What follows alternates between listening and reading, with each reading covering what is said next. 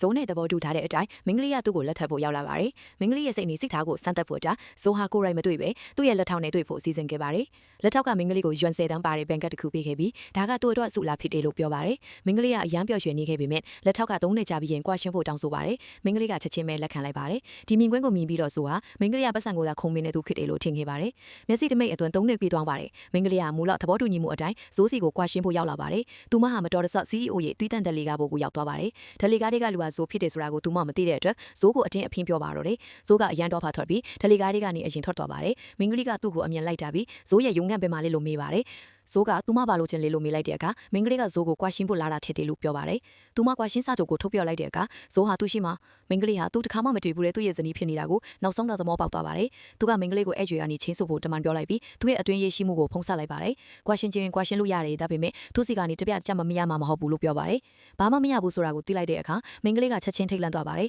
ဒီအချက်ကဇိုးကိုမင်္ဂလိကပတ်စံကိုတာခုံမင်းတဲ့သူဖြစ်တယ်လို့ပို့ပြီးယုံကြည်စေခဲ့ပါတယ်ဒါပေမဲ့မင်္ဂလိကပတ်စံကိုတော့ဆွန့်လွတ်နိုင်တယ်ဒါပေမဲ့သူမ3နှစ်ကြာမွေးမြူထားတယ်ရွှေငါးလေးကိုတော့ယူသွားရမယ်လို့ပြောပါတယ်ဇိုးကသူမရဲ့တောင်းဆိုချက်ကိုလက်ခံဖို့သူ့ရဲ့လက်ထောက်ကိုပြောလိုက်ပေမဲ့သူမအနေနဲ့ကွာရှင်းစာချုပ်ကိုအရင်လက်မှတ်ထိုးရမယ်လို့ဆိုပါတယ်သူစကားမဆုံးခင်မှာပဲမင်္ဂလိကလက်မှတ်ထိုးလိုက်ပြီးဖြစ်ပါတယ်ဇိုးကအရန်အံ့ဩသွားတဲ့အတွက်မင်္ဂလိကိုကိုရိုက်စမ်းသပ်ဖို့ဆုံးဖြတ်ခဲ့ပါတယ်သူကအကြံပြချက်တစ်ခုနဲ့မင်္ဂလိကိုအိမ်ပြန်လိုက်ပို့ပေးပါတယ်မင်္ဂလိကဇိုးရဲ့အဖုံးနံပါတ်ကိုတောင်းပါတယ်ဒါကဇိုးကိုမင်္ဂလိကသူနာကချင်တယ်လို့ထင်စေခဲ့ပေမဲ့မင်္ဂလိကလိုက်ပို့ပေးတော့ပတ်စံလွှဲပြီးဇိုးရဲ့အဖုံးနံပါတ်ကိုဖျက်ပစ်လိုက်ပါတယ်ဇိုးကခန္ဓာတာအံ့အားသွားပါတယ်မင်္ဂလိကဘယ်သူလူမျိုးလဲဆိုတာကိုသူစဉ်းစားမရဖြစ်နေပါတယ်